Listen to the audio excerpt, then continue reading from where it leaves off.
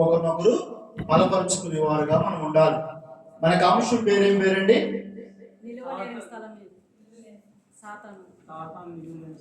సాతాను నిలవ నేరని స్థలం ఉన్నదా? మరి మీరు అందరికి వాట్సాప్ గ్రూప్ ఉందండి, పెడుతున్నారా? పెట్టారండి. మరి ఎవరు చూడట్లేదా?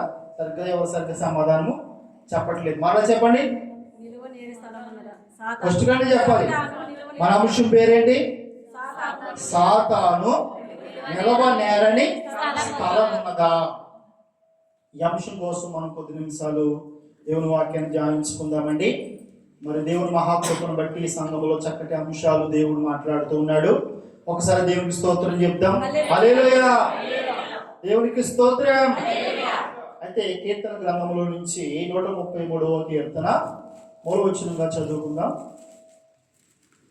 133వ కీర్తన మొదటి వచనం, రెండో వచనం చదువుకుందాం. సహోదరులు ఐక్యత కలిగి నివసించుట ఎంతో మేలు, ఎంతో మనోహరం. అది తల మీద పోయిపడి అహరోను గడ్డమ మీదగా కారి అతని అంగీలోంచు వరకు దిగజారిన పరిమళ తైలములు వలె ఉండెను. హల్లెలూయా. ఇది ఒక మూలవచనంగా మనం చదువుకున్నామండి. మరలా వద్దాం నీ దగ్గరికి. అయితే మనము పరిశుద్ధ గ్రంథం జాగ్రత్తగా పరిశీలించినప్పుడు మరొక వచనం చదువుకుందాం. ప్రకటన గ్రంథము 12వ అధ్యాయము. ప్రకటన గ్రంథము 12వ అధ్యాయము 7వ వచనం చదువుతాం. అంతటా పరలోకమందు యుద్ధము జరిగెను. మికాయేలును అతని దూతలను ఆ ఘట సర్పముతో యుద్ధము చేయవలని ఉండగా ఆ ఘట సర్పమును దాని దూతలను యుద్ధము చేసురు గాని తెరవలేకపోయేరి. కనుక పరలోకమందు వారికి స్థలము లేకపోవును. కాగా సర్వలోకమును మోసపుచ్చుచు అపవాదైనను సాతాననియు పేరు గల ఆ ఆది ఘట సర్పమైన ఆ మహాఘట సర్పము పడద్రోయబడును. అది భూమి మీద పడబోయబడును. దాని దూతలను దానితో కూడా పడబోయబడి. చాలండి. ఇక్కడ ఈ లేఖన భాగం మనకి ఏం సెలవిస్తూ ఉందంటే, సాతాను అనేవాడు ఒకడు ఉన్నాడు. వాడి పేరేం పేరు అంటండి? ఆది ఘట సర్పము, సాతాను. ఇలా చాలా పేర్లు కలిగిన వాడు సాతాను. ఈ సాతాను పరలోక రాజ్యంలో గతంలో దేవుని ప్రధాన దూతగా దేవుణ్ణి ఆరాధిస్తూ ఒక ప్రధానమైన స్థానంలో అతను ఉండేవాడు. ఎవరు? ఇప్పుడు సాతానుగా పిలువబడుతున్న ఈ వ్యక్తి. అయితే ఒకనొక దినాన అతడు దురాశ కలిగి, అందుకే మనం చెప్పుకున్న దురాశ గర్భము ధరించి పాపము కనుక పాపం ఏమైపోయింది? పరిప్రకమైన మరణము అనేసింది. వాళ్ళు ఒక దురాశ వచ్చింది. ఎందుకంటే మరి దేవదూతని ఎవరు సృష్టించారు? దేవుడే కలగజేశాడు. అంతేకాకుండా ప్రధానమైన స్థానాన్ని ఆ యొక్క దేవదూతకు దేవుడు ఇచ్చాడు. ఇస్తే కొన్నాళ్ళకు వాడు అనుకున్నాడు, మరి దేవునితో మహోన్నతుడితో నేను సమానంగా అయిపోవాలనుకుని దేవుని కంటే పైగా ఉండాలని ఆశపడ్డాడు అంటండి. ఆశపడినప్పుడు అక్కడ ఏం జరిగింది? పరలోక రాజ్యంలో ఒక భయంకరమైన యుద్ధం జరిగింది. ఎవరికి యుద్ధం జరిగిందంట? మికాయేలును. అంతటా పరలోకమందు యుద్ధము జరిగెను. మికాయేలును అతని దూతలను ఆ ఘట సర్పముతో యుద్ధము చేయవలని ఉండగా, అంటే పరలోక రాజ్యంలో ఎటువంటి యుద్ధం జరిగిందంటే ఒక భయంకరమైన యుద్ధం జరిగింది. ఒక మహాయుద్ధమే జరిగిందండి. ఎవరెవరికి యుద్ధము? దేవుని దూతలు అనగా మికాయేలేమో దేవుని పక్షం యుద్ధం చేస్తున్నాడు. దేవుడు యుద్ధం చేయట్లేదండి, గుర్తుపెట్టుకోండి. సాతాను గాడితో దేవుడు యుద్ధం చేయవలసిన పని ఏమీ లేదు. ఆయన సిటికేస్తే సాతాను గాడు లేకుండా పోతాడు. కాబట్టి దేవుడు ఏమి యుద్ధం చేయట్లేదు. యుద్ధం చేస్తున్నది ఎవరు? దేవుని యొక్క దూతలు. ఎవరు? మికాయేలు వాన దూతలు. సాతాను గాడు ఘట సర్పముగా పిలువబడుతున్న సాతానుతో వాన దూతలతో చాలా ఓరిగా యుద్ధం జరిగిందంట. ఎక్కడ? పరలోకంలో యుద్ధం జరిగిందంట. ఆ పరలోకంలో యుద్ధం జరిగినప్పుడు మరి చాలా భయంకరమైన యుద్ధం జరిగింది. ఎంతసేపు జరిగిందో మనకు తెలియదు, కానీ యుద్ధంలో ఓడిపోయారంట. ఎవరు ఓడిపోయారు? ఆ ఘట సర్పంగా సాతాను, వాడితో పాటు ఏకీభవించిన వారు ఉంటారు కదండి. ఇప్పుడు మనం ఒక మంచి పని చేద్దామంటే కొంతమంది ఏకీభిస్తారు, చెడ్డ పని చేద్దామని కూడా కొంతమంది సహకరిస్తారు. కాబట్టి సాతానుకు సహకరించి సాతాను మాట విన్న వారు కూడా చాలా మంది దూతలు ఉన్నారు. ఎంతమంది ఉన్నారు? కొన్ని కోట్ల మంది ఉన్నారు. దేవుని దగ్గర కొన్ని కోట్ల మంది దేవదూతలు ఉన్నారు. సాతాను మాట విని వచ్చేసిన వారు కూడా కొన్ని కోట్ల మంది ఉన్నారు. ఈ కొన్ని కోట్ల మంది అక్కడ యుద్ధం జరిగినప్పుడు అక్కడ యుద్ధంలో ఏమైపోయారంటే వీళ్ళు ఓడిపోయారంట. అక్కడ ఒక మాట ఉంది చూడండి, ఆ ఘట సర్పము దానితో దూతలు యుద్ధం చేసింది, కానీ ఏమైపోయారు? గెలవలేకపోయింది. కనుక పరలోకమందు వారికి స్థలము లేకపోయాను. చూడండి, మన అంశానికి ఏదో ఒక పేరు దాంట్లో ఉంటుంది కదండి. వీడికి ఎక్కడ స్థలం లేదంటండి? పరలోకంలో స్థలం లేదు. వాడు కాడు పెట్టే యోగ్యత కూడా లేదు. వాడి దూతలని చదువుకున్నాం కదా మనము. ఏమైపోయిందంట? 9వ వచనం, కాగా సర్వలోకమును మోసపుచ్చు అపవాది అనియు సాతాను అనియు పేరు గల ఆది సర్పమైన మహాఘట సర్పము పడదోయబడును. అది భూమి మీద పడదోయబడును. దాని దూతలను దానితో కూడా పడదోయబడును. ఏదో అంట కొన్నిసార్లు మనం అంటాం కదండి, ఆడి నువ్వు కొడుకు మా మీద పడ్డవేంట్రా బాబు అంటాం కదా మనం. అలాగా పరలోక రాజ్యములో దూతలకి ఆ దూతలకి యుద్ధం జరిగి ఎక్కడ పడ్డాడంటండి? వీడిని దూతలు భూమి మీదకి వచ్చారని చూడండి. ఇక అర్థమవుతుందా? అక్కడ యుద్ధం జరిగితే ఈ వ్యతిరేకంగా ఉన్న సాతాను వాడు కోట్లాది దూతలు ఎక్కడికి వచ్చేసి ఎక్కడ పడదోయబడ్డారంట? భూమి మీద పడదోయబడ్డారంట. ఎందుకని? ఇంకా వాడికి ఆ పరలోక రాజ్యంలో ఉండే యోగ్యత లేదు. ఆ కృపను పోగొట్టేసుకున్నాడు. దురాశ, అహంకారం, వీటిని బట్టి ఇంకా వాడికి పరలోక రాజ్యంలో మరి కాలు పెట్టే ప్లేస్ కూడా లేకుండా వాడు దూతలు భూమి మీద పడదోయబడ్డారంట. కాబట్టి వాడికి ఎక్కడ స్థలం లేదు? పరలోకములో స్థలం లేదు. ఇంకొక వచ్చిన చూద్దాం చూడండి. 2 కొరింథీయులకు రాసిన పత్రిక 11వ అధ్యాయము ఒకసారి 1, 2, 3 వచ్చిన చూద్దాం చూడండి. 2వ కొరింథీ కొంచెం ఎక్కువ తగ్గించమ్మా. 2వ కొరింథీ 11వ అధ్యాయము 1, 2 వచ్చినాడు. కొంచెం వివేకముగా నేను మాట్లాడినను మీరు సహింపవలనని కోరుచున్నాను. నన్ను గూర్చి మీరు ఎలాగైనా సహించుడి. దేవాశక్తితో మీ ఎడల ఆసక్తి కలిగి ఉన్నాను. ఎందుకనగా పవిత్రురాలైన కన్యకగా ఒక్కడే పురుషునికి అనగా క్రీస్తుకు సమర్పింపవాలని మిమ్మల్ని ప్రదానము చేసి కానీ సర్పము తన కీర్తి చేత అవ్వను మోసపరిచినట్లు ఈ మనుష్యులను చెరపబడి క్రీస్తు ఎడలనున్న సరళత్వము నుండి పవిత్రత నుండి ఎట్లయినా తొలగిపోనేమో అని భయపడుచున్నాను. హల్లెలూయా. ఇక్కడ ఆ దినములో ఉన్న పౌలు గారిని పాస్టర్ గారు సంఘానికి ఉత్తరం రాస్తూ సంఘమును బట్టి భయపడుతున్నాడు అంట. ఎందుకు భయపడుతున్నారు పాస్టర్ గారు? ఎందుకు భయపడుతున్నారు పౌలు గారు అంటే, పౌలు గారు అంటున్నాడు, ఇదిగో ఈ సంఘాన్ని మనందరం ఎవరంటండి? మనందరం కూడా ఒక సంఘం. సంఘాన్ని దేవుడు స్త్రీతో పోల్చాడు. అలాగని స్త్రీ అనుకోవద్దండి, సంఘాన్ని స్త్రీతో పోల్చాడు అంతే. పురుషులు స్త్రీలు కలిపితే సంఘం. ఇందులో అవసరమైతే మరి మనం అంటాం కదండి, ట్రాన్స్జెండర్స్ అంటాం కదా, వాళ్ళు కూడా ఉంటారు. మనమే కాదు, అందరూ కూడా కలిపితే ఒక సంఘం. ఈ సంఘాన్ని స్త్రీతో పోల్చాడు దేవుడు. ఎందుకనంటే తన కుమారుడైన యేసుక్రీస్తు ప్రభువు ఏమన్నాడు? పురుషుడై ఉన్నాడు, శిరస్సే ఉన్నాడు. కాబట్టి ఆయన వచ్చి మనందరినీ మరలా తీసుకువెళ్ళాలి ఒకనొక దినాన్న. కాబట్టి పౌలు గారు సంఘాన్ని ఏం చేశారంటే అండి, వాక్యం చెప్పిస్తారు, బలపరచాడంట. కనుక ఒక భయం కలుగుతుందంట.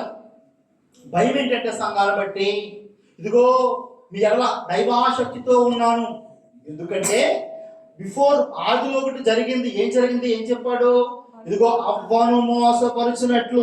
ఎవరు మోసపరిచారంటండి? సర్పము తనకు యుక్తి చేత.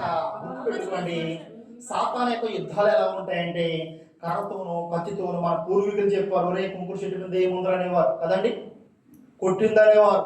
కొంతమంది మంచాలతో పట్టుకెళ్తే ఎక్కడో సముద్రంలో పెట్టిందని వాళ్ళు ఇటువంటి లేనిపోని చెప్తుండేవారు. మనకి సాతాను అనేవాడికి శరీరం ఉంటుందండి?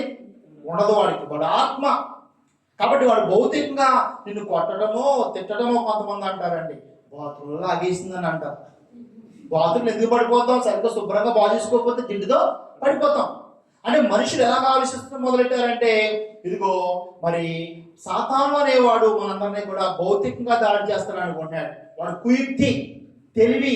అయితే కొంతమందిని వాడు వాడుకుంటాడు. అవగాహన ఎలా మోసపరిచాడు?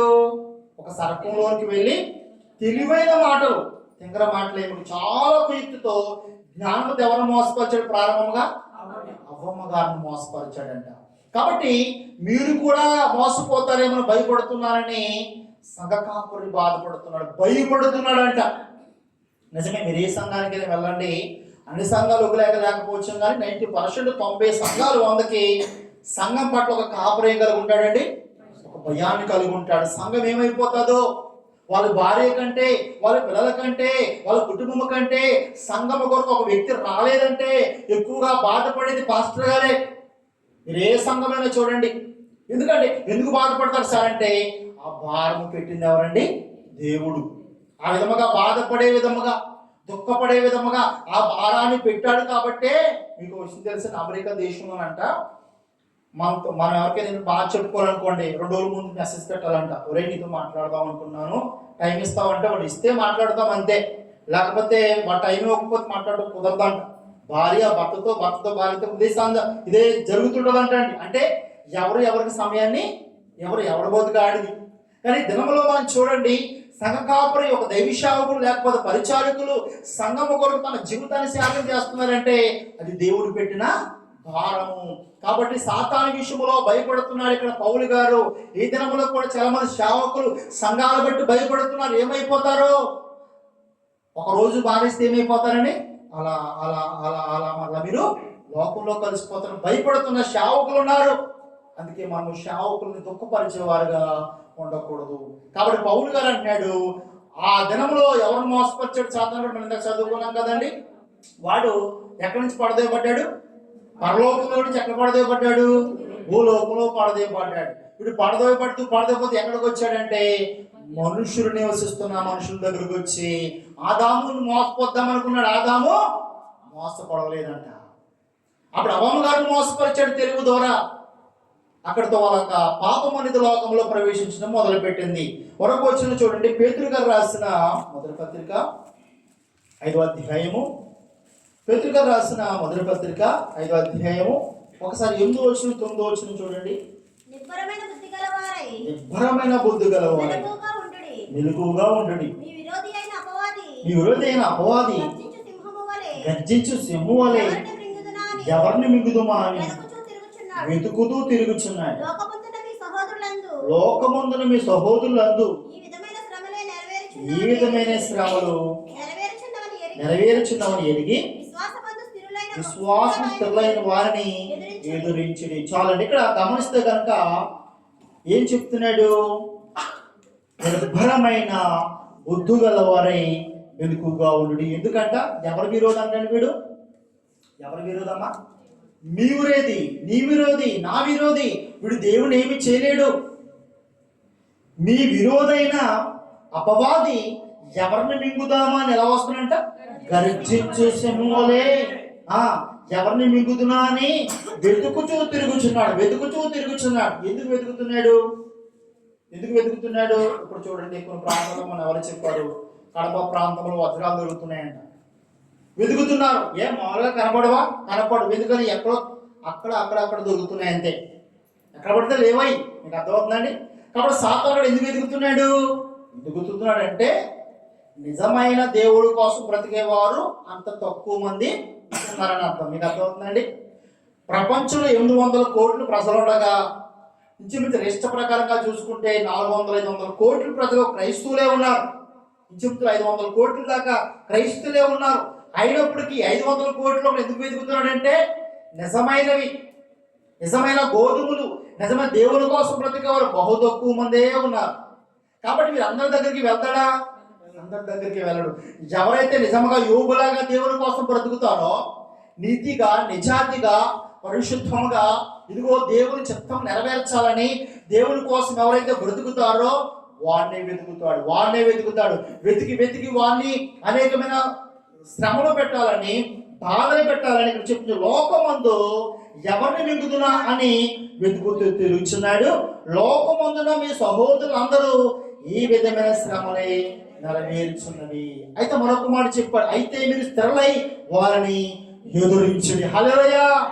సాతాను వస్త్రాలను భయపడి తిరిగేవాడుగా మనం ఉండకూడదంట, ఎదురించాలంట, ఎదురించి నిలబడాలంట మనందరం కూడా. మరొక వచనం చూడండి, మత్తయి సువార్త 4వ అధ్యాయం 8వ వచనం ఒకసారి చూడండి. మత్తయి సువార్త 4వ అధ్యాయం 8వ వచనం. మరలా అపవాది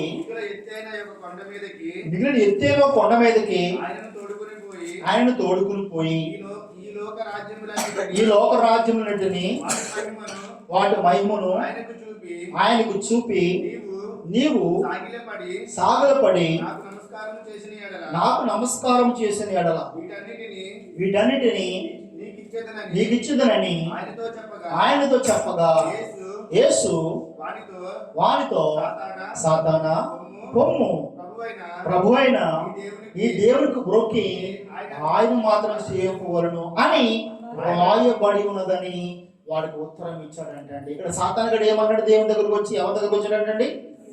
యేసు ప్రభు దగ్గరికి వచ్చాడంట. వచ్చేసాడంట. మరలా అపవాది మిగిలిన ఎత్తైన ఒక కొండ మీదకి, పెద్ద కొండ ఉందండి, ఆ కొండ మీదకి యేసు ప్రభు ఎలా తీసిపోయాడు? ఎత్తుకుని తీసిపోయాడు అంట. ఆ మహిమతో, ఆ శక్తితో తీసుకుపోయి ఆ కొండ మీద కూర్చోబెట్టి ఏం చూపిస్తున్నాడు ఏంటండి? అమెరికాని, ఇండియాని, కువైట్ని, ప్రపంచ దేశాలు, ప్రపంచ అందాలు, రాజ్యాలు, సింహాసనాలు సమస్తమును చూపించి ఏమన్నాడంట?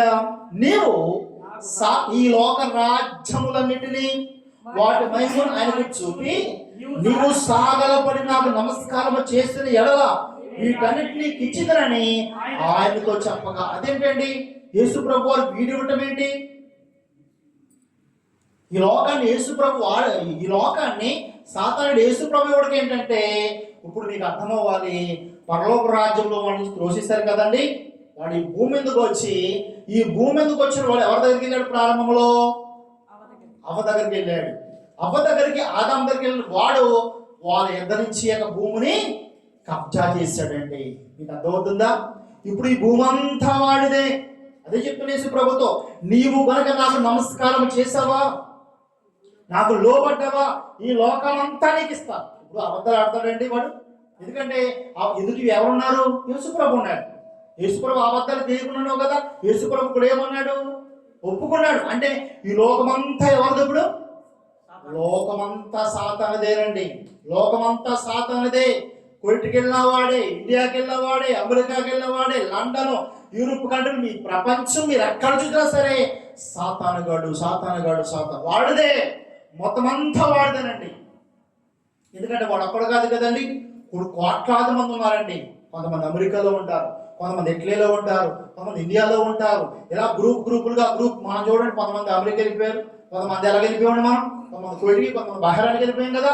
అలాగే వాళ్ళలాగే ఎక్కడెక్కడైతే క్రైస్తవులు ఉన్నారో, ఎక్కడెక్కడైతే నిజమైన దేవుని బిడ్డలు ఉన్నారో, ఎవరు నిజంగా బ్రతుకుతున్నారో వాళ్ళు అక్కడే డ్యూటీ చేస్తుంటారు. కోట్లాది మంది కదండి తిరుగుతూ ఉంటారు. అయితే ఒక్కొక్క వచనం చదువుతాం చూడండి, మనము అంశంలోకి వెళ్ళిపోదాం. ఇంకా ఎఫెసీయులకు రాసిన పత్రిక 6వ అధ్యాయం ఒకసారి 12వ వచనం చూడండి. ఎఫెసీయులకు రాసిన పత్రిక 6వ అధ్యాయం 12వ వచనం. యాలయనగా మనము పోరాడినది శరీరులతో కాదు గాని ప్రధానులతోను అధికారులతోను ప్రస్తుత అంధకార సంబంధులకు లోకనాథులతోను ఆకాశల మండలమందున్న దురాత్మల సమూహములతోనూ పోరాడుచున్నాము. చాలండి. ఇక్కడ మళ్ళా పౌలు గారే చెప్తున్నాడు, యాలి అనగా మనము పోరాడుచున్నది ఎవరితో కాదంటే అండి, శరీరులతో కాదు. కొంతమంది అంటారు, అమ్మ నువ్వు పాస్టర్ గారి గురించి అడిగారు అనుకోండి, అమ్మ నీ శత్రువులు ఎవరు అన్నారనుకోండి. కొంతమంది అంటారు, మా అత్తగారే నా శత్రువు అండి కదండి, మా వాళ్ళే నా శత్రువు అండి, మా అక్కే నా శత్రువు అండి, మా అన్నయ్య నా శత్రువు అండి.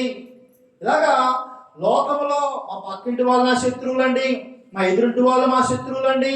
ఇలాగ మనల్ని కనుక దేవుడే వచ్చి అడిగితే ఈ శత్రువు ఎవరంటే మన అక్క అంటాం, మన అమ్మ అంటాం, మన చెల్లి అంటాం, మన భార్య అంటాం, మన పిల్లలు అంటాం, పక్కింటి వాళ్ళు అంటాం, మన యజమానులు అంటాం. అంటే మనుషులకి మైండ్ మార్చేశాడు సాతాను గాడు. ఇదిగో వీడు నీ శత్రువు, ఇదిగో ఎంతకాల శత్రువు, నీ కోళ్ళ శత్రువు, నీ పిల్లల శత్రువు. మనలో మనకి విభేదాలు సృష్టించాడు. వైసీపీ వాళ్ళు అంటారు, ఇదిగో వాళ్ళు మాకు కుదరదు అంటారు. టీడీపీ వాళ్ళు అంటారు, వాళ్ళు చంపేస్తామంటారు. వీళ్ళు వాళ్ళని చంపేస్తారు, వీళ్ళు వీళ్ళని చంపేస్తారు. ఏమైపోయారు చూసారు? మనిషి అంటే ఎంత తెలివి లేదండి. దేనికోసం? ఏదో ఒక పార్టీ కోసం. అసలు ప్రభుత్వం అంటే ఏమనుకున్నారు? ప్రభుత్వం అంటే మనమే. ఏ పార్టీ నగ్గినా అందరికి సమాన న్యాయం ఎవరు చేయాలి? ప్రభుత్వం చేయాలి. ఎందుకంటే అందరికీ ప్రభుత్వం పన్ను కడతాం, అన్నీ ఇస్తాం. కాబట్టి ఇది ఎవరిది కాదండి. ప్రభుత్వం అంటే ఒక రూలింగ్ వచ్చిన అందరికీ సమానంగా చేయాలి. కానీ సాతాను గడ ఏం చేశాడు తెలుసండి? ఆ పార్టీ వాడికి ఈ పార్టీ వాడికి కాదు, చంపేసుకుంటారు, కొట్టుకుంటారు, నరుక్కుంటారు. ఇన్ని విధాలుగా ఆ సినిమా హీరో ఈ సినిమా హీరో అంటే అద్రబాలు అంటారు, వీళ్ళు ఎక్కడ కొట్టుకు చచ్చిపోతారు. చూసారండి ఎంత దారుణమో? వాడిని వీడు చంపేస్తాడు, వీడిని వాడు చంపేస్తాడు. వాడితో వీడు మాట్లాడు, వీడితో ఆడు మాట్లాడు. ఆ వీముడితో మాట్లాడదు, ఈ మామతో మాట్లాడదు. రాజకీయాలుగా విడిపోయారు, కులాలుగా విడిపోయారు, ప్రాంతాలుగా విడిపోయారు, దేశాలుగా విడిపోయారు. ఇలాగ మనిషి మనిషి మనిషి నా శత్రువు, మనిషి నా శత్రువు అని మనిషి డిసైడ్ అయిపోయాడండి. అది మనకు తెలియదు. అందుకే సాతానుడు ఎలా మోసం చేస్తారని ఫస్ట్ మనం చెప్పుకున్నాం. కొరింథీ రాసిన పత్రికలో కుయింత్ అంటే చాలా జ్ఞానం అండి. వాడు నీవిలే నావల కర్రతో కత్తితో యుద్ధం చేయడవాడు. కుయుక్తితో ప్రపంచాన్ని మోసం చేశాడండి వాడు. కాబట్టి మనం పోరాడుచిన దయచేసి మనం ఈ లోకంలో మనకి ఎవరు శత్రువులు కాదండి. రేపు పరలోక రాజ్యంలో దేవుని చిత్త ప్రకారం ఇక్కడ బ్రతికితే కనుక యుగ యుగాలు పరలోక రాజ్యంలో ఉండాలి. మరి అక్కడ ఉండవా? ఇక్కడ కలిసి ఉండరండి అత్తగారు కోళ్ళు, ఇక్కడ కలిసి ఉండరు కొడుకు తండ్రి. మరి అక్కడ కలిసి ఉండరా? ఇక్కడ కలిసి ఉండరు. లేఖనం చెప్తుంది. ఇంకా కిందకే చెప్తున్నాడంటే యావే అనగా మనం పోరాడుచిన శరీరులతో కాదు కానీ ప్రధానులతోను అధికారులతోను ప్రస్తుత అంధకార సంబంధులకు లోకనాథులతోను ఆకాశ మండలమునందు దురాత్మల సమూహముతో పోరాడుచున్నాము. దేవదూతల్లో అధికారులు ఉన్నారండి, ప్రధానులు ఉన్నారండి. వీళ్ళ కేటగిరీలు ఉన్నాయి. ఇందులో ప్రధానమైన దోత కేటగిరీలు ఉన్నాయి. మన పోరాడుచిన వీళ్ళందరూ ఎక్కడ ఉన్నారంటే అండి, వీళ్ళందరూ ఎక్కడ ఉన్నారనుకున్నారు? చెప్తున్నా చూడండి. ఎక్కడ ఉన్నారంట? ఆకాశ మండలము నందున్న, ఆకాశ మండలము నందున్న సమూహములు. అంటే వీళ్ళ ఇప్పుడు మన ఇల్లు అంటే ఇప్పుడు ఇక్కడ ఎవరు అడుగుతారో మన అమ్మ మీ దేవుడు అంటే మనం ఏమంటాం? భీమవరం అండి, పాలకొల్లండి కదండి, ఆంధ్ర అని చెప్తాం. అంటే మన ఇల్లు ఇక్కడ కాదా? మరి ఎక్కడ ఏం చేస్తున్నారు? మీరు డ్యూటీ చేస్తున్నారు. కుటుంబ కోసం కూడా విద్యను కొన్నాం కదా, మన కుటుంబాన్ని పోషించుకోవడం కోసం. మనం వేరే దేశం వేరే ఊరు మంది ఇక్కడ ఉన్నాము. మరి సాతానుడు ఎక్కడ? ఆడు ఎక్కడ ఉన్నాడంటే ఆ నివాసపురం ఎక్కడ ఉందో ప్రదేశం ఆకాశ మండలములో. ఆకాశ మండలములందు అనేకమైన కోట్లాది దేవదూతలు నివాసం ఏర్పరచుకుని ఉన్నాయంట. మీకు అందుకే దానియేలు గ్రంథంలో మనం వెళ్ళాం. కానీ అక్కడ దూత సమాచారం పట్టుకొస్తుంటే దానియేలుకి ఉపవాస ప్రార్థనలో ఉంటే 21 రోజు అయిపోయింది. ఉపవాసం ప్రారంభించాడు. 1 రోజు అయిపోయింది, 2 రోజులు, 3 రోజులు, 4 రోజులు, 10 రోజులు, అలా 21 రోజు అయిపోయింది. సమాధానం రావట్లేదు పాపం. అక్కడికి వచ్చింది. అప్పుడు అక్కడ దేవదూత నా కోసం నువ్వు కూడా ప్రార్థన చేయి. నేను ఇదిగో నీకు సమాచారం పట్టుకొస్తుంటే ఆకాశంలో యుద్ధం జరిగింది. నేను యుద్ధంలో గెలవకపోతే మరొక ప్రధానమైన గాబ్రియల్ వచ్చాడు అని చెప్తాడండి. మికాయేలు వచ్చాడని చెప్తాడండి. అంటే చూసారా, ఆకాశ మండలంలో దురాత్మ సమూహములు నీ యొద్దకి నా యొద్దకి సమాచారం తెచ్చే దూతలను ఆపు చేసే విధానం కూడా ఒకటి ఉంది. కాబట్టి జాగ్రత్తగా మనం గమనించినప్పుడు ఇక దురాత్మ సమూహములు ఆకాశ మండలంలో ఉన్నారు. కానీ డ్యూటీ లేకపోవడానికి కొంతమంది కువైట్లో, కొంతమంది ఇండియాలో, కొంతమంది పాకిస్తాన్లో, ఇలాగ అనేకమైన దేశాల్లో డ్యూటీలు వారుగా నిన్ను నన్ను ఎవరిని మింగుదుమా, ఏ వ్యక్తి నరకంలోకి తీసుకెళ్ళాలి, ఏ వ్యక్తి నరకంలోకి తీసుకెళ్లాలని వాడు అనేక విధాలుగా ఈ లోకమంతా వాడితేనండి, ఆకాశ మండలం వాడితేనండి, భవిష్యత్తులో నరకం కూడా వాడితేనండి. అంతేకాకుండా మరొక ట్విస్ట్ ఏంటంటే వాడు అప్పుడప్పుడు పరలోక రాజ్యానికి కూడా వెళ్ళి వస్తున్నాడు. ఎక్కడ చూస్తాం మనం? ఇది యోబు గ్రంథంలో మనం చూస్తాం. అంటే కొన్ని సార్లు నిజమైన భక్తులు లోకంలో జీవిస్తున్నప్పుడు వారిని బట్టి మనల్ని బట్టి కూడా వాడొక్కడే దేవుని యొద్దకి అనగా మహాసభ జరుగుతున్నప్పుడు పర్మిషన్తో వెళ్తాడు. వాడు అక్కడ ఉండడానికి వీల్లేదు, వెళ్ళి వచ్చేస్తాడు అంతే. ఎందుకని వాడు ఇల్లు ఎక్కడ? భూలోకం. ఆకాశ మండలం ఉంటాడు మనోడు, భూమంతా వాడిదే. కాబట్టి మనము అంశం పేరు చూసుకున్నప్పుడు ఇదిగో సాతాను నిలవలేని స్థలం ఉన్నదా అంటే వాడు నిలవనేరని స్థలం ఏదంటే ఈ లోకంలో ఏది లేదండి. పరలోకంలో ఉండడానికి వీల్లేదు, కానీ లోకమంతా వాడిదే, ఆకాశ మండలం వాడిదే. తిరిగి మీరు అర్థం చేసుకోవాలి సాతాను ఎంత పవర్ఫుల్లో. కొంతమంది అంటారు యేసు నామములో పో, యేసు నామములో పో అంటే అది వెళ్ళిపోడండి. వాడు అదేమీ కుక్క కాదు, నా కుక్క చీ అంటే వెళ్ళిపోతుంది కదండి, అక్కడ కుక్క. అలాంటి వెళ్ళిపోవడానికి కొంతమంది ఈ దెయ్యాలు వదలబడతామంటారు కదా, వాళ్ళు ఏమంటారు యేసు నామములో పో అంటే వెళ్ళిపోతాడా? అలాగే వెళ్ళిపోతే మన అందరూ ఏమని ఉందని ఇంకా యేసు నామములో పో, యేసు నామములో పో అంటే ప్రార్థన ఎందుకు, ఎందుకు ఇంకా లేదు. ప్రతి దానికి బైబిల్లో సమాధానం ఉన్నది. సాతాను నువ్వు నేను అనుకున్నట్లు కుక్క కాదు, నక్క కాదు, వాడు ఏ జంతువు కాదు, పిల్లి కాదు, ఎలక కాదు. వాడు గర్జించే సింహం వలె ఈ ప్రపంచమంతా తిరుగుతున్నాడు. యేసు ప్రభు దగ్గరకు వచ్చి నీవు నాకు బ్రొక్కు, నీవు నన్ను ఆరాధించు, ఈ లోకానికి ఇస్తానన్నాడంటే వాడు ఎంత పవర్ఫుల్ గా ఉన్నాడు చూడండి. లోకంలో మన శత్రువు మనం గమనించకపోతే కనుక దెబ్బతింటాం. అందుకే దేశాల మీద యుద్ధం జరిగినప్పుడు ఆ దేశం మీద యుద్ధం చేయొచ్చా చేయకూడదు ముందు నిపుణులు చెప్తారు. వాళ్ళ మీదకి మాత్రం వెళ్ళకంటారా బాబు, వాళ్ళు వెళ్తే మనం లేపేస్తారని చెప్తారు. కాబట్టి శత్రువు యొక్క శక్తిని మనం తెలుసుకోవాలి. శత్రువు ఎవడో మనకు అర్థమైపోయాడు. అపవాదుడైన వాడు ఆకాశం అనగా పరలోక రాజ్యంలో చోటు లేక భూలోకంలోకి వచ్చాడు. వాడు భూలోకంలో తిరుగుతున్నాడు. వాడు ఒక్కడ కాదు, కొన్ని కోట్లాది మంది ప్రపంచంలో ఉన్నారు. మరి వాడిని ఎదిరించే శక్తి మన దగ్గర లేదా? వాడు మన ఎద్దకు రాని, ఎందుకంటే మన పాఠము సాతాను నిలవనేరని స్థలం ఉన్నదా అంటే ప్రతి చోట ఉంటాడని చెప్తున్నారు. వాడు నిలవనేరని స్థలం ఏది? వాడు అసలు ఎక్కడికి రాడు, దేని దగ్గరికి రాడు అని మనం పరిశీలించినప్పుడు. ఎందుకంటే చూడండి, మనం నిద్రపోతున్నప్పుడు ఏం చేస్తారు, కొంతమంది సాతాను వస్తుందేమని బైబిల్ కదండి సహజంగా చాలా మంది చేసి మా పెద్దవాళ్ళు చెప్పారు కాబట్టి బైబిల్ తలగడగడ పెట్టుకుని ఈ లోకం అందరూ పనిచేయలేక ప్రార్థన మానేసి బైబిల్ కొనుక్కుని పక్కన వేసి పడుకుంటే చదవద్దేం కదండి. అలాగైతే బాగుంటుంది కదండి. కాబట్టి ఇది కాదు ప్రాసెస్. యేసు ప్రభు లోకాలకు వచ్చినప్పుడు మాట చెప్పాడు, ఇదిగో ఆ భూమి పుట్టినది మొదలుకొని మరుగు చేయబడిన సంగతులను మీ అందరికీ ఏం చేస్తాను, బయలుపరుస్తాను, తెలియపరుస్తానని చెప్పాడండి. అందుకే యేసు ప్రభు వారు క్రీస్తు పూర్వం, క్రీస్తు శకము, క్రీస్తు తర్వాత ప్రపంచాన్ని మార్చేశాడు. ఆయన ప్రతి వారికి జ్ఞానాన్ని ఇచ్చాడు. మనిషి ఎలా బ్రతకాలో, మనిషి ఎలా జీవించకూడదో సమస్తాన్ని బోధించాడు యేసు ప్రభు. అందుకే ఆయన మహాజ్ఞానండి. ఆయన ముందు ఎవరు సరిపోరు, ఇంకా అంత మరుగు చేయబడిన సంగతులు యేసు ప్రభు లోకానికి తెలియజేశాడు. చూద్దాం ఇప్పుడు యేసు ప్రభు మాట్లాడుతున్నాడు. మత్తయి సువార్త 16వ అధ్యాయము, మత్తయి సువార్త 16వ అధ్యాయము 18వ వచనంలో యేసు ప్రభు మాట్లాడుతున్నారండి. మరియు నీవు పేతురువు, ఈ బండ మీద నా సంఘమును కట్టుదు, పాతాళ లోక ద్వారములు దాని ఎదుట నిలవ నేరవని నీతో చెప్పు. హల్లెలూయా. యేసు ప్రభు చెప్పిన మాట మీరు జాగ్రత్తగా వినాలండి. యేసు ప్రభు అన్నాడు ఏ మాట, మరియు నువ్వు పేతురువు. ఎవరితో మాట్లాడుతున్నాడు? పేతురు గారితో మాట్లాడుతున్నాడు. పేతురు గారి పేరేం పేరండి? పేతురు గారే, కానీ ఆ పేరుకి అర్థం ఏంటి? బండ.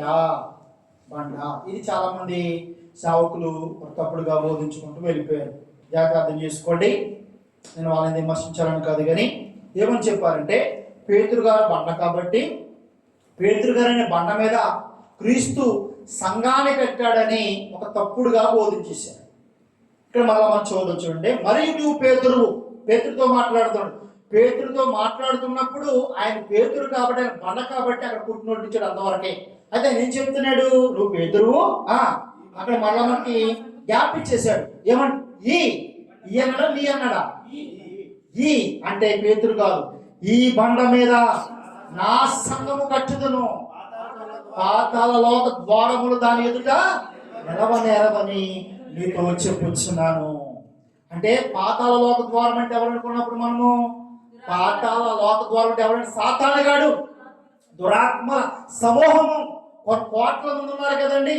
ఈ కొన్ని కోట్ల మంది ఉన్న దురాత్మ సమూహములు ఎటువంటి వారంటే ఏ ప్రదేశానికైనా వస్తారు, ఎక్కడికైనా వస్తారు, ఆకాశంలో తిరుగుతారు, అవసరమైతే కొన్నిసార్లు దేవుని దగ్గర కూడా వెళ్తారు.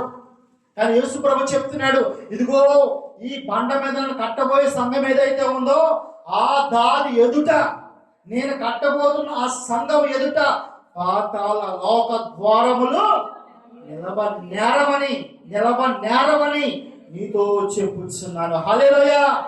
అదే మన పాఠం. సాతాను నిలవనేరని స్థలం ఏది? యేసు ప్రభు చెప్పాడు, సాతాను నిలవనేరని స్థలం ఏదైనా ఉన్నదంటే యేసుక్రీస్తు ప్రభు వారు కట్టిన యొక్క సంఘం. హల్లెలూయా. అక్కడ మాత్రమే వాడు నిలవనాలు చాలడండి. ఇంకా చూద్దాం, ఎందుకంటే ఒక కంక్లూజన్ కూడా మీకు ఇవ్వాలి. ఎందుకంటే చాలా మంది ఈ బండ పేతురు గారు అని చెప్పేశారు కాబట్టి కాదు అని కొన్ని వచనాలు చూపించి నేను ఇంకా ముందుకు వెళ్తాను. ఒకసారి మార్కు సువార్త తప్పక చదువుదాం. 12వ అధ్యాయము 7వ వచనం. మార్కు సువార్త 12వ అధ్యాయం 7వ వచనం. అయితే ఆ కాపులు ఇతడు వారసుడు, ఇతను చంపుదుము రండి, అప్పుడు స్వాస్థ్యం మనదగునని తమలో తాము చెప్పుకుని అతన్ని పట్టుకుని చంపి ద్రాక్ష తోట వెలుపల పారవేసిరి. కావున ఆ ద్రాక్ష తోట యజమానుడు ఏమి చేయను, అతడు వచ్చి ఆ కాపులను సంహరించి ఇతరులకు ఆ కోటను ఇచ్చిన కదా. మరియు ఇల్లు కట్టువారు నిరాకరించిన రాయి మూలకు తలరాయను. ఇది ప్రభువుల కలిగిన, ఇది మన కనులకు ఆశ్చర్యం అను లేఖనము మీరు చదవలేదా అని అడుగుదా. యేసుక్రీస్తు ప్రభువు ఇశ్రాయేలు ప్రజల కోసం ఉపమానం చెప్తున్నాడు. ఈ ఉపమాన భావంలో ఆయన ఏం చెప్పాడంటే, ఇదిగో మీ అందరికీ నేను నా యొక్క దేశాన్ని గుర్తకిచ్చాను, ఫలించమని చెప్పాను, మీరెవరు ఫలించలేదు. ప్రవక్తలను పంపాను, సేవకులను పంపాను, అందరినీ మీరు చంపేశారు. ఆఖరికి కుమారుని కూడా పంపిస్తాడేమో, సన్మానిస్తాడేమని యేసు ప్రభువుని నన్ను పంపించాడు తండ్రి. అయితే మీరు ఏమనుకుంటారంట, అతను కొట్టి చంపి వెలపడ చేర్చేద్దామని అనుకున్నారంట. అతను ఎవరో మీకు అర్థం అవ్వాలంటే ఏమనుంది? యేసు ప్రభు కోసం పాత నిబంధనల కీర్తనలో ఉంది. అతను ఎవరంటే, అతను ఎవరు? ఇల్లు కట్టువారు నిరాకరించిన రాయి మొలక తలరాయి ఆయనే. ఇది ప్రభువుల కలిగినది, ఇది మన కనులకు ఆశ్చర్యమను లేఖన. మీరు చదవలేదా? మీరు చదువుకోలేదా? రాయి అంటే ఎవరంటే అండి యేసుక్రీస్తు ప్రభు. అంటే బండ పునాది. సంఘానికి పునాది ఎవరండి? పేతురు గారా, యేసు ప్రభువారా? యేసు ప్రభువారు. అంటే అర్థం కాకుండా మంది తప్పుడుగా చెప్పుకుంటూ వెళ్ళిపోయారు. కాబట్టి యేసు ప్రభు వాళ్ళకి అర్థమయ్యేలా చెప్తున్నాడు. ఒరే, మీరు కీర్తన గ్రంథంలో చదువుకున్నారు కదా, ఇది యెహోవా ఏర్పాటు చేసిన దినము, ఇది మీకు ఆశ్చర్యం అని అక్కడ ఉంది కదా. అది ఇదే. మీరు ఏ వ్యక్తిని అయితే నిరాకరిస్తున్నారో, ఏ వ్యక్తిని మీరు చెప్పాలనుకుంటున్నారో, అది పాత నిబంధనలో ఎలాగుంది? మీరు నిరాకరించిన రాయి, ఇల్లు కట్టి వారు నిరాకరించిన రాయి లోక తలరాయి ఉన్న పాత నిబంధన. మీరు చదువుకోలేదా? ఆ రాయి ఎవరు కాదు, నేనే అని యేసు ప్రభు చెప్తున్నాడు. రాయి అనగా బండ, బండానికి ఇదిగో పునాది, సంఘానికి పునాది యేసుక్రీస్తు ప్రభువారండి. ఇంకొక వచ్చి చదువుతాం చూడండి, మీకు అర్థం అవ్వాలంటే, మీకు కంక్లూజన్ ఇవ్వాలని. అపోస్తుల కార్యం ఈ మాట పేతురు చెప్తున్నాడు. పేతురు గారు చెప్తే, ఇక్కడ పేతురు గారు బండని చాలా మంది అన్నారు కాబట్టి, అంటే ఆయనే పునాదని అనుకుని అబద్ధం చేసుకున్నారు కాబట్టి ఇప్పుడు పేతురే కంక్లూజన్ ఇస్తూ ఉన్నాడు. పేతురు గారు రాసిన మొదటి పత్రిక, క్షమించాలి ఏం చెప్పానండి ఇప్పుడు నేను, అపోస్తుల కార్యములు 4వ అధ్యాయం 11వ వచనం. 4:11. ఇల్లు కట్టువారని మీరు నిరాకరించిన రాయి ఆయనే, ఆ రాయి మూలక తలరాయి ఆయను. మరి ఎవరి వలన రక్షణ కలగదు? ఈ నామమునే మనకు రక్షణ పొందవల్లని. కానీ ఆకాశం క్రింద మనుషుల్లో ఈబడిన మరి ఏ నామములో రక్షణ పొందలేమని ఈ మాట ఎవరు చెప్తున్నారు? పేతురు గారు చెప్తున్నారు. ఇక్కడ చాలా మంది పేతురు గారు అబద్ధం చేస్తున్నారు కదా. ఇప్పుడు పేతురు గారే చెప్తుంది ఏమన్నారంటే, ఇల్లు కట్టువారు మీరు ధృవీకరించిన రాయి ఆయనే. ఆయనే అంటే ఎవరు? యేసుక్రీస్తు ప్రభువు. పౌలు గారు చెప్తున్నారు. కాబట్టి ఇదిగో ఈ రాయి బండ యేసుక్రీస్తు ప్రభువారే, ఈ పునాదు యేసుక్రీస్తు ప్రభువారే. అయితే మనం ఒకసారి పేతురు ఎఫెసీయులకు రాసిన పత్రిక, ఇప్పుడు ఎఫెసీయులకు రాసిన పత్రిక 2వ అధ్యాయము 20వ వచనం. ఎఫెసీయులకు రాసిన పత్రిక 2వ అధ్యాయం 20వ వచనం. క్రీస్తు యేసే ముఖ్యమైన మూలరాయి ఉండగా అపోస్తలులను ప్రవక్తలను వేసిన పునాది మీద మీరు కట్టబడి ఉన్నారు. ప్రతి కట్టడమును ఆయనలో చక్కగా అమర్చబడి ప్రభువునందు పరిశుద్ధమైన దేవాలయం ఒకటకు వృద్ధి పొందుచున్నది. ఆయనలో మీరు కూడా ఆత్మమూలముగా దేవునికి నివాస స్థలమై ఇండుటకు కట్టబడుచున్నారు. ఆమేన్, హల్లెలూయా. క్రీస్తు ఏమైనాడండి? ముఖ్యమైన మూలరాయి ఉండగా అపోస్తలులను ప్రవక్తలను వేసిన పునాది మీద మీరు కట్టబడి ఉన్నారు. మూలరాయి ఎవరండి? ప్రధానమైన క్రీస్తే. పునాది ఆయనే. ఈ పునాది మీద ఎవరెవరు కడుతున్నారు? ఎందుకు పేతురు గారు అక్కడ మనకు కొంత అర్థమవుతుందంటే, ప్రారంభంలో సంఘాన్ని ప్రారంభించింది ఎవరు? పేతురు గారు. ఎందుకంటే అపోస్తల కార్యంలో మొట్టమొదటిగా వాక్యం ఎవరు చెప్పారండి? మొట్టమొదటిగా 3000 మంది బాప్తిసం పొందారు కదా. అపోస్తల కార్యంలో వాక్యం ఎవరు చెప్పారు? పేతురు గారు చెప్పారు. కాబట్టి ఈ పునాది మీద మొట్టమొదటి రాయి ఎవరిది? పేతురు గారు. అంతే తప్ప పునాది ఆయన కాదు. అర్థం చేసుకోండి. పునాది యేసుక్రీస్తు ప్రభు వారి, మూలరాయి ఆయనే. కానీ ప్రారంభించింది, స్టార్ట్ లో ప్రారంభించింది ఎవరంటే పేతురు గారు. హల్లెలూయా. ఆయన ఒక రాయి. అదే చెప్తాను ఇక్కడ. ఏమనంటే, ఇదిగో అపోస్తలులను ప్రవక్తలను వేసిన పునాది మీద మీరు కట్టబడి ఉన్నారు. ఎవరితో మాట్లాడుతున్నారు ఈ మాటలు? సంఘముతో. సంఘంతో చెప్తున్నాడు, మీరు కట్టబడి ఉన్నారు. ప్రతి కట్టడమును ఆయనలో చక్కగా అమర్చబడి ప్రభువునందు పరిశుద్ధమైన దేవాలయం ఒకటుకు వృద్ధి పొందుచున్నాము. ఆయనలో మీరు కూడా ఆత్మమూలముగా దేవునికి నివాసస్థలమై ఉన్నట్టుకు కట్టబడుచున్నారు. హల్లెలూయా. జాగ్రత్తగా మీరు అర్థం చేసుకోండి. ఇప్పుడు పునాది ఎవరండి? యేసుక్రీస్తు ప్రభువారు. ఈ పునాది మీద ఎవరెవరు కట్టబడాలంట? మనందరం కూడా ఒక్కో రాయిగా కట్టబడాలి. మీకు అర్థమవుతుందండి? ఎందుకు కట్టబడాలి? మన సబ్జెక్ట్ ఏంటి? సాతాను నిలవని స్థలం ఏదైనా ఉన్నదంటే ఒక్కో రాయిగా కట్టబడుతున్న సంఘము. సంఘం అంటే పొరపడబడదు. ఇది సంఘము, ఇది సంఘం కాదండి. ఇదేంటి? ఒక బిల్డింగ్ అంతే. సంఘం అంటే ఇది కాదు. సంఘం అంటే ఎవరైనా చెప్పుకున్నాం? సంఘం అంటే మీరు, సంఘం అంటే నేను. ఇది పునాది. యేసుక్రీస్తు ప్రభు వారు పునాది అయితే నువ్వు ఒక రాయిగా, నేను ఒక రాయిగా కట్టబడాలి. ఈ కట్టబడుతున్న ఈ సంఘానికి ఈడెక్కడికి రాడంటే, ఇదిగో యేసు ప్రభు చెప్పాడు కదండి, ఇదిగో ఈ యొక్క బండ మీద నా సంఘాన్ని కట్టుదును, పాతాళ లోక ద్వారములు ఏం చేయమంట? అక్కడ అర్థం ఏంటి? సాతాను గారు ఇక్కడ ఏం చేయడు? నిలవనేరలేడు. హల్లెలూయా. ఇక్కడ వాడు ఉండలేడు. ఎప్పుడంటే ఈ బిల్డింగ్ కాదండి, మనందరం కూడా చక్కగా అమర్చబడుతూ కట్టబడేవారుగా ఉండాలండి. సాతాను గారు ఎప్పుడు పారిపోతాడో తెలుసండి? సాతాను గారు మన నుంచి ఎప్పుడు భయపడిపోతాడో తెలుసండి? ఎప్పుడు పారిపోతాడో తెలుసండి? మనము నిజముగా ఒకరికొకరం మీకు అర్థం కావాలంటే, ఒక ఇల్లు కడతాం కదండి. ఇల్లు కట్టిన పునాది అయిపోయిన తర్వాత ఒక ఇటుకు కడతారు కదండి. అలా ఒక ఇటుకు కట్టారు. మైండ్గా సిమెంట్ కలిపేయలేదు. అప్పుడు నెల కన్ను అనుకోండి, ఏమైపోతుంది? పడిపోతుంది కదండి. పడిపోతాయి. కానీ ఆ ఈటికి మధ్యన ఏముంటుంది? కలిపిన సిమెంట్ ఎప్పుడైతే వేస్తారో అది ఇంకా కూలదు. అంటే ఇవాళ మీరు సరిగ్గా అర్థం చేసుకోండి. సాతాను వాడే కూడా ఒకడు ఉన్నాడు. వాడు గర్జించి సింహం వలె తిరుగుతున్నాడు. ఇది సంఘం అర్థం చేసుకోవాలి. వాడు తిరుగుతున్నాడు. మనము నా ప్రార్థన నేను చేసుకుంటాను, నా బైబిల్ నేను చదువుకుంటాను, నా బతుకు నేను బతుకుతాను అని ఇప్పుడు నువ్వు పరలోక రాజ్యానికి చేరు. నువ్వు మొట్టమొదటిగా సంఘములోకి రావాలి. సంఘములోకి వస్తే మరలా సరిపోలేదు. సంఘములోకి వచ్చిన నీవు మనందరం కూడా ఆత్మ సంబంధమైన రాళ్ళుగా కట్టబడాలి. ఎలా కట్టబడాలి? ఆత్మ సంబంధమైన వారుగా కట్టబడాలి. ఇదిగో సిమెంటు అనే ఐక్యత మనలో ఉండాలి. మీకు అర్థమవుతుందండి? సిమెంటు అంటే ఏంటనుకున్నారు? ప్రేమ. ఏంటండి? ప్రేమ అనే సిమెంట్ ద్వారా ఒకరికొకరు కనుక కట్టబడకపోతే కనుక ఏం జరుగుతుందంటే, సాతాను కూడా వస్తాడు సంఘంలో. మీకు విషయం తెలుసండి? సాతాను సంఘంలో కూడా వస్తాడు. అందరూ గుర్తుపెట్టుకోవాలి. ఫస్ట్ ఇక్కడ ఎక్కడో ఉంటాడు వాడు. నిజమండి, ఇక్కడ ఎక్కడో వాడు ఉంటాడు. వాడు ప్రతి చోటకు వస్తాడు. వచ్చేం చేస్తాడు?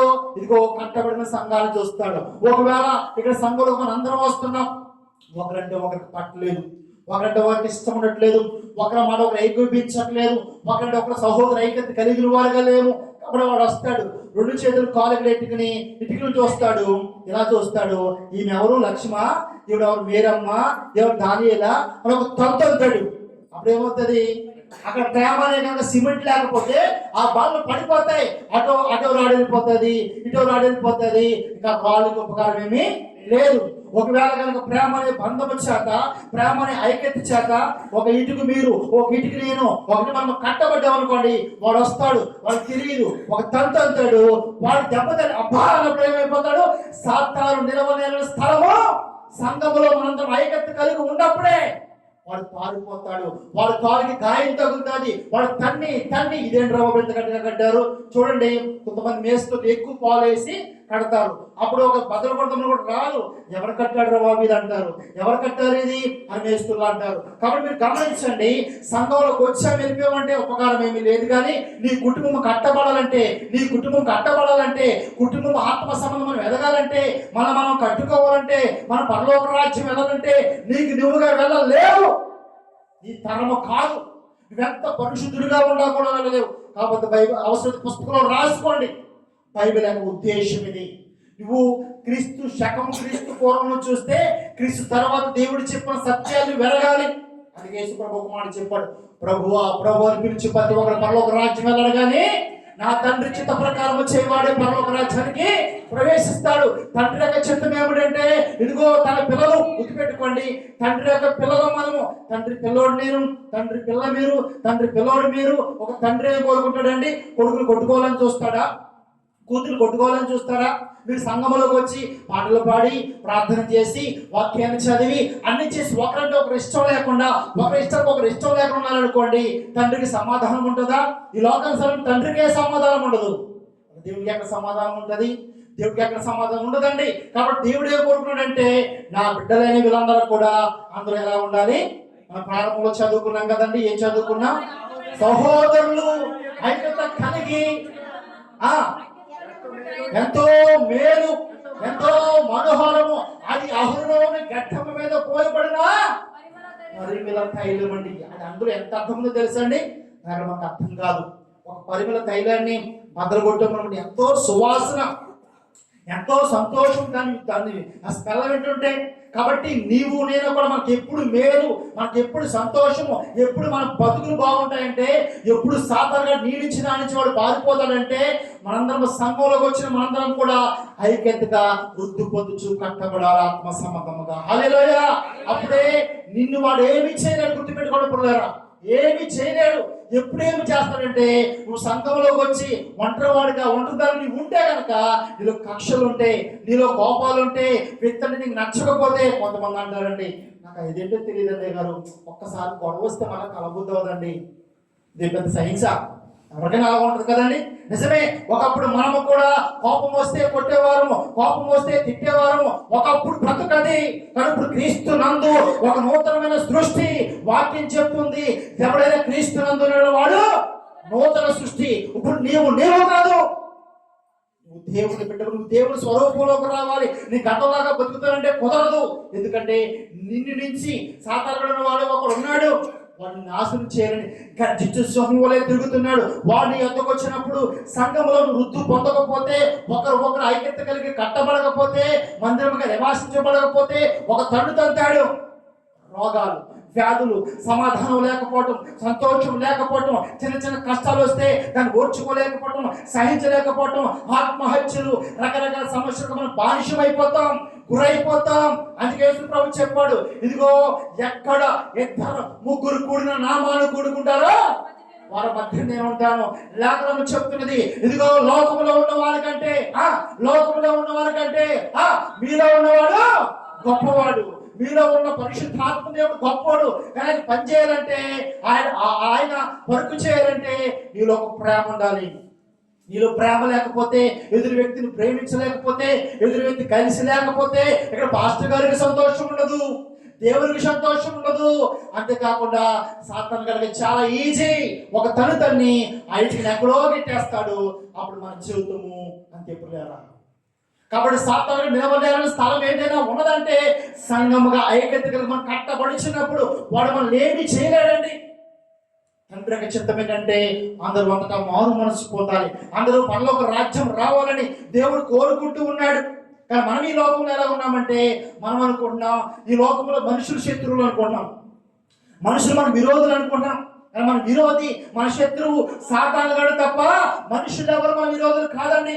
ఒక మనుషులుగా చాలా సార్లు మనము నేను తప్పు చేస్తాను, మీరు తప్పు చేస్తారు, ఒక మాట అంటారు, సమర్థించుకునే శక్తి లేకపోతే మన పరలోక రాజ్యంలోకి వెళ్ళాలి. యేసుప్రభు అన్నాడు, యేసుప్రభు ఒకసారి వాక్యం బోధిస్తుంటే వాళ్ళ అమ్మ వచ్చింది, వాళ్ళ తమ్ముళ్ళు వచ్చారు, వాళ్ళ చెల్లెలు వచ్చారు. యేసుప్రభు పిల్లంటే యేసుప్రభు అన్నాడు, ఎవరు నా తల్లి, ఎవరు నా చెల్లి, ఎవరు నా తమ్ముడు, ఇదిగో నా తండ్రి చిత్త ప్రకారం చేయవాడే. తండ్రి చిత్త ప్రకారం చేయవారు పరలోక రాజ్యంలో చేరరు. నువ్వు అనుకున్నట్టు నీ ఇంటికాడ నీ భార్య అనుకున్నావేమో, నీ భర్త అనుకున్నావేమో, నీ చెల్లి అనుకున్నావేమో, నీ పిల్లలు అనుకున్నావేమో, వాళ్ళ మీద మన జాస. కానీ రేపు మనం ఉండవలసింది అక్కడ కాదు. యేసుప్రభు అన్నాడు, ఇదిగో ఆ దినమందు ఇద్దరు నిద్రపోతారు, ఒకరు ఎత్తబడతారు, ఒకరు విడవబడతారు, ఒకరు తిరగలేసుతారు, ఒకరు ఎత్తబడతారు, ఒకరు విడవబడతారు. దీనికి అర్థం ఏంటంటే మనం అనుకున్నట్లు ఇదిగో మన కుటుంబం అంతా ఎత్తబడతారు లేదో మనకు తెలియదు. ఎత్తబడేది ఎవరు తెలుసండి? తన తండ్రి చిత్త ప్రకారం ఎవరైతే సంగముగా కూడుతున్నారో, ప్రేమ కలిగి ఐక్యతగా జీవిస్తున్నారో వారే పరలోక రాజ్యానికి వెళ్తారు. హల్లెలూయా. అట్టి వారే పరలోక రాజ్యానికి వారసులు తప్ప నీవు అనుకుంటున్న ఈ లోకానుసరమైన శరీరమైన మనుషులు కాదండి. అయితే వాళ్ళను కూడా మార్చుకోవాల్సిన భారం మనకున్నది. మరొక వచనం చూడండి, పేతురు గారు రాసిన మొదటి పత్రిక 2వ అధ్యాయం 4వ వచనం ఆయన కూడా చెప్తున్నాడు. మరొకసారి పేతురు గారు రాసిన మొదటి పత్రిక 2వ అధ్యాయం 4వ వచనం, మనుషుల చేత విసర్జింపబడినను దేవుని దృష్టికి ఏర్పరచబడినది అమూలమును సజీవునై రాయగు ప్రభునకు వచ్చిన వారై యేసుక్రీస్తు ద్వారా దేవునికి అనుకూలమగు ఆత్మ సంబంధమైన బలులను అర్పించుటకు పరిశుద్ధ యాజకులుగా ఉండుటకు మీరును సజీవమైన రాళ్ళుగా ఉండి ఆత్మ సంబంధమైన మందిరముగా కట్టబడుచున్నారు. హల్లెలూయా. ఇక్కడ దేవుడు చెప్తున్నాడు, మనుషుల చేత విసర్జింపబడినను సజీవమైన రాయగు ప్రభువునకు వచ్చిన వారై. మనుషుల చేత ఎవరు విసర్జింపబడ్డారండి? యేసు ప్రభు విసర్జింపబడ్డాడు. గురుగారా, యేసు ప్రభుని సొంత కుటుంబము అంగీకరించి విసర్జింపబడ్డారంట. వాళ్ళ తమ్ముళ్ళు వాళ్ళ చెల్లెలు అంటున్నారు, ఎందుకు ఎక్కడో చెప్తావు దేవుని మాటలో, యెరూషలేము వెళ్ళి చెప్పుకెళ్ళి ఇక్కడ ఎందుకు నీ అద్భుతాలు అక్కడ చేసుకో అన్నారు. తమ్ముళ్ళు వాళ్ళ చెల్లెలు విసర్జించారండి. తమ్ముళ్ళు చెల్లెలు యేసు ప్రభు అని సొంత జాతి వారు విసర్జించారు. సొంత గ్రామస్తులు అన్నారు, ఇదిగో మన యేసు కొడుకు కదా వీడు, ఈ వడ్రమేశ్వరు కొడుకు కదా వీడు అని వాళ్ళు కూడా విసర్జించారు. ఆయన లోకం విసర్జించింది, దేశం విసర్జించింది, జాతి వారు విసర్జించారు. అయినప్పటికీ కూడా ఆయన ఎవరో విసర్జించారని తండ్రి యొక్క చిత్తాన్ని నెరవేర్చడం ఆయన మానలేదండి. సంఘంలోకి వస్తున్న మనందరం కూడా నిన్ను బట్టి మరొకరు మారాలి తప్ప ఒకరిని బట్టి నువ్వు మారిపోకూడదు. ఎవరు నన్ను పట్టించుకోవట్లేదు, నన్ను ఎవరో ఏదో అన్నారు, నన్ను ఎవరైతే తిట్టారు అని నువ్వు వెనకెళ్ళిపోయేవాడుగా ఉండకూడదు. ఎందుకని పౌలు అన్నాడు, నేను క్రీస్తుని పోలు నడుచుకున్న ప్రకారం మీరు పోలు నడుచుకోండి. మన మాదిరి యేసుక్రీస్తు ప్రభువారు, మన మాదిరి యేసుక్రీస్తు ప్రభువారు ప్రేమలో ఆయన మాదిరి, ఓర్పులో ఆయన మాదిరి, విశ్వాసంలో ఆయన మాదిరి, అన్ని విషయంలో యేసు ప్రభువే మనకు మాదిరి. హల్లెలూయా. కాబట్టి సంఘంలో నేను ఎవరో పట్టించుకోవట్లేదు, నాకు ఎవరు గౌరవం అనుకోవద్దు. ఒకనొక దినాన అందరు నీ ఎదుకు వచ్చి నిన్ను ప్రేమించే విధంగా వాళ్ళు మారుతారు నీ యొక్క ప్రవర్తన బట్టి. కాబట్టి నువ్వెలా ఉండాలి? కొన్నిసార్లు చూడండి, కొన్ని బతుకును చూసుకోవాలంటాం కదా, అలాగా నీ రాయల ఉందో నువ్వు చూసుకో. నీకు అర్థం, మీరు ఒక ఇంటికండి, మీరు ఒక ఇంటికండి, నేను ఒక ఇంటికి పక్కింటి కోసం కాదు. ఇక్కడ నీటికి ఎలా ఉండాలి? భద్రపరిచే విధంగా. నీటి కట్టబడాలంటే ఎలాగా? నీకు ఇంటికి ఇంకో ఇంటికో కావాలి కదా, నువ్వు ఒక్కడో కట్టబడతాం కుదరదు. ఒక ఇంటికి ఉంటుందండి, ఇంకొక ఇంటికి కావాలి నీకు. అందుకే బైబిల్లో ఒక చక్కటి ఆజ్ఞ ఉంది. ఒక ఆయన వచ్చి అంటున్నాడు, ఇదిగో పరిశుద్ధ గ్రంథంలో ప్రధానమైన ఆజ్ఞ ఏది? అప్పుడు యేసుప్రభు ఏమన్నాడు? మొట్టమొదటి 2 చెప్పాడు ఆయన. ఆయన అడిగింది ఏ ఆజ్ఞ అని చెప్పాడు. అప్పుడు మొట్టమొదటి ఆజ్ఞ ఏంటి? దేవుణ్ణి పూర్ణ హృదయంతో ప్రేమించాలి. అంతది అయిపోలేదంటే అక్కడికి ఒకటే ఆజ్ఞ. గుర్తుపెట్టు, ఆజ్ఞ ఒకటే. ఏదది? దేవుణ్ణి ప్రేమించడము, మనిషిని ప్రేమ ఆయన అడిగింది ఎన్ని ఆజ్ఞలు, ప్రధానమైన అడిగాడు, ఉన్నాను అడిగాడా? ప్రధానమైన ఆజ్ఞ అడిగాడు కదండి. అప్పుడు యేసుప్రభు ఏం చెప్పాడు? దేవుడిని ప్రేమించాలి, పొరుగు వాడిని ప్రేమించాలి. ఒక్కటే ఆజ్ఞ. చాలా సార్లు నాకు దేవుడు ఉన్నాడండి, నాకు ఎవరు లేకపోతే నాకు ఏంటండి, నాకు దేవుడు చాలండి, ప్రార్థనకి వెళ్ళాలి ఏంటండి అంటారు కదా కొంతమంది. ప్రార్థనకి వెళ్ళాలి ఏంటండి, ఆవిడతో మాట్లాడాలా, వీడితో మాట్లాడాలని నేను అప్పుడే వెళ్ళిన పరలోకం అనేవారు లేరా? అందుకే యేసుప్రభు అన్నాడు, ఇదిగో కనబడే మనుషుల్ని ప్రేమించలేని నీవు కనబడిన దేవుని ఎలా ప్రేమిస్తావు అన్నాడు దేవుడు. మీకు అర్థమవుతుందండి? కాబట్టి ఆజ్ఞ ఒకటే, ఒకటి దేవుని ప్రేమించడం, రెండు మనిషిని ప్రేమించడం. నువ్వు మనిషిని ప్రేమించి దేవుని ప్రేమించలేకపోయిన వ్యర్థమే, నువ్వు దేవుని ప్రేమించి మనిషిని ప్రేమించలేకపోయిన వ్యర్థమే. కొన్నిసార్లు ఇది వరకు ఒక చిన్న విషయం చెప్తాను మీకు. ఎలాగంటే ఇది వరకు పూర్వంలో ఏం చేసేవారంటే ఒకరికొకరు సహాయం చేసుకోవటం. అమ్మ మరి నా దగ్గర నీకు 100 రూపాయలు ఉన్నాయి, నువ్వు 100 రూపాయలు ఇస్తావా, మరి తాను వస్తువు కొనుక్కుందాం. ఎందుకంటే అంత డబ్బులు ఉండే కాదు కదండి. ఒక ఐక్యత, ఈ వస్తువు కొనుక్కుని సరిసాగము. మీకు అర్థమంటే ఒక బియ్యం వస్తుంది అనుకోండి, ఒకరు కొనుక్కోలేరు కదా. నువ్వు 100 రూపాయలు, నేను 100 రూపాయలు ఇస్తాను, కొనుక్కుని సరిసాగము. ఒక ఐక్యత, మాట కలుపుకోవడం. అలాగే దినాన నువ్వు పరలోక రాజ్యం అంటే ఏం చేయాలి? మరొక వ్యక్తిని ఎప్పుడు కూడా అంటి పెట్టుకుని ఉండాలి. ఆ వ్యక్తి లేక నువ్వు పరలోక రాజ్యం వెళ్ళవు. నువ్వు ఒక్కడు వెళ్ళలేవు. కాబట్టి ప్రతి వ్యక్తికి, అంటే ఇద్దరని చెప్పట్లేదు, ఇద్దరైనా ముగ్గురైనా 10 మందినా 100 మందినా, నీకు ఒక్కరుగా కాకుండా నీ పొరుగు వాడిని ప్రేమించేవాడుగా ప్రేమించడం ఉండకపోతే కనుక నువ్వేమైపోతావు అంటే ఒంటరివాడు అయిపోతావు, ఒంటిదనం అయిపోతావు. నువ్వు ఒక్కడు పరలోక రాజ్యం చేరలేవు. అందుకని నీకు ఎవరు కావాలంటే మరొక వ్యక్తి కావాలి. మీ ఇద్దరి మధ్యన ఏమి కావాలంటే ఒకసారి ఎపిసోడ్ రాసిన పత్రిక 4:1 చదవండి ఒకసారి. ఎపిసోడ్ రాసిన పత్రిక 4:1. కాబట్టి మీరు సమాధానమును బంధము చేత ఆత్మ కలిగించి ఐక్యమును కాపాడుకునుచు శ్రద్ధ కలిగిన వారి ప్రేమలతో ఒకరినొకడు సహించుచు మీరు పిలువబడిన పిలుపుకు తగినట్లుగా దీర్ఘశాంతముతో కూడిన సంపూర్ణ వినయముతోను సాత్వికముతోను నడుచుకోవాలని ప్రభువును బట్టి ఖైదు మిమ్మల్ని బతిములాడుకున్నాను. ఎందుకంటే మీరందరూ పరలోక రాజ్యం రావాలి. కాబట్టి మీరు ఏం చేస్తారంటే, కాబట్టి మీరు సమాధానమును బంధము చేత ఆత్మ కలిగించు ఐక్యమును కాపాడుకున్నట్టు శ్రద్ధ కలిగి. దేని మీద శ్రద్ధ ఉండాలండి? మనకి పరలోక రాజ్యం మీద శ్రద్ధ ఉండాలి. మన పరలోక రాజ్యం వెళ్ళాలంటే ఆత్మ కలిగించు ఐక్యాన్ని కాపాడుకోవాలి, సహోదరు ప్రేమను కాపాడుకోవాలి. ఆడు లేకపోతే నాకెందుకు, ఈమె లేకపోతే నాకెందుకు అనేవారుగా ఉండకూడదు. గుర్తుపెట్టుకోండి, మనం చాలాసార్లు డబ్బు విడిచిపెడతానికి ఇష్టపడం, బంగారం విడిచిపెడతానికి ఇష్టపడతామండి, వద్దలు విడిచిపెడతానికి ఇష్టపడం. కానీ మనిషిని ఈజీగా విడిచిపెడతాడు. మరొక మనిషి పోతే పోవే అని వాళ్ళు ఉంటారు ఈ లోకంలో. కానీ గుర్తుపెట్టుకోండి, ఈ లోకంలో బ్రతకడానికి మనిషి లేకపోయినా పర్వాలేదేమో, కానీ నువ్వు పరలోక రాజ్యం వెళ్ళాలంటే ఇదిగో సహోదరులు ఐక్యతను కాపాడుకొనిచ్చు, ఒకరినొకరు పట్టుకుని ప్రేమ కలిగి ఇక్కడ చెప్తున్నాడు. ఒకరితో ఒక ప్రేమతో ఒకరినొకడు సహించుతున్నాడు. చూడండి, కాపాడుకున్నట్టు శ్రద్ధ కలిగి వారే ప్రేమతో ఒకరినొకడు సహించుచు. ఈ మాట మీద జాగ్రత్తగా అర్థం చేసుకోవాలి. ఒకరినొకరు సహించుకోవాలి. అందరూ మనలాగే ఉండరండి. కొంతమంది కోపం ఉండొచ్చు, కొంతమందికి రకరకాల వ్యక్తిత్వాలు కలిగిన వారు ఉంటారు. కాబట్టి ఈ రకరకాల వ్యక్తిత్వం కలిగిన వారిని బట్టి మనం బాధపడకుండా మనము ఒకరినొకరు సహించుకుంటూ ఒకరినొకరు ఓర్చుకుంటూ మన సమాధానం కలిగించి బంధము చేత ఇదిగో ఎలా కట్టబడాలంట? ఆత్మ సమన రాళ్ళుగా కట్టబడాలి. హల్లెలూయా. పునాది ఎవరు? ఆ పునాది క్రీస్తే.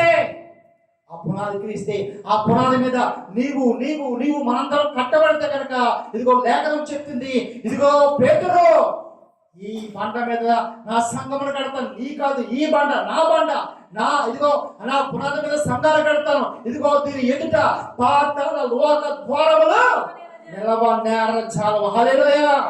కాబట్టి నా ప్రియ సహోదరి ఈ మాటలు విన్న మీరు అపవాదులు గుర్తుపెట్టుకోండి, దేవుడు ఉన్నాడన్నమాట ఎంత వాస్తవమో. సాతానుగాడు కూడా ఉన్నాడు.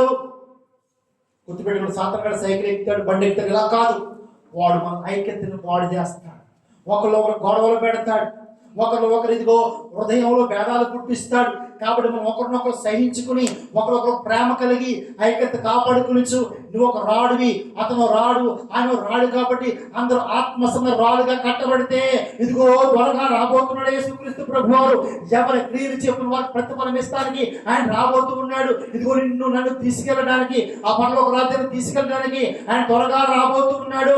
కాబట్టి ఇదిగో బుద్ధి కలిగిన కన్నికల వలె, హల్లెలూయా, బుద్ధి కలిగిన కన్నికల వలె ఎవరైతే సిద్ధపాటు కలిగి ఉంటారో వారిని దేవుడు తీసుకువెళ్ళడానికి రాబోతున్నాడు. కాబట్టి మీరు, నేను, మనందరం కూడా ఆత్మ రాలుగా కట్టబడదాం. ఒకరినొకరు సహించుకుందాం, ఒకరినొకరు ప్రేమిద్దాం. సంఘ క్షేమభివృద్ధి కొరకే, ఇది నీ కొరకు, ఇది నా కొరకు అనే ఆలోచన కలిగి ముందుకు సాగాలని కోరుకుంటూ, సాతాను నిలవని స్థలం ఏదండి?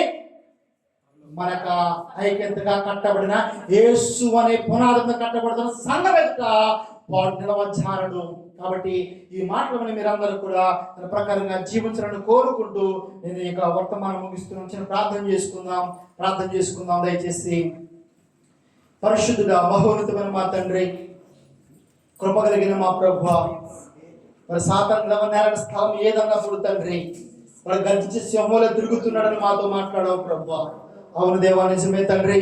వాడిని ఎదిరించే శక్తి మాకు, ఇదిగో మేమందరం సహోదరులు ఐక్యత కలిగి ఉన్నప్పుడే వాడు మీద నుంచి పారిపోతాడని, మీరు నాకు లోబడి, దేవునికి లోబడి వాడి మీద నుంచి పారిపోతాడని యాకోబు పత్రికలో చెప్పినట్లు ప్రభువా, ఇదిగో దేవా, వాళ్ళని ఒకరినొకరు సహించుకుంటూ ప్రభువా, ఒకరినొకరు ప్రేమించుకుంటూ ప్రభువా, ఒకరినొకరు అర్థం చేసుకుంటూనైనా సంఘముగా ఆత్మ రాలుగా కట్టబడిన మమ్మల్ని దీవించే దేవానికి స్తోత్రాలు, మమ్మల్ని ఆశీర్వదించే దేవానికి స్తోత్రములు. అట్టి కృప, అట్టి ఆయుష్ మాకు దయచేస్తారని మా ప్రభువును రక్షకుడైన క్రీస్తు వారి పేరట మిమ్మల్ని అడిగి వేడుకున్నాము తండ్రి. ఆమేన్.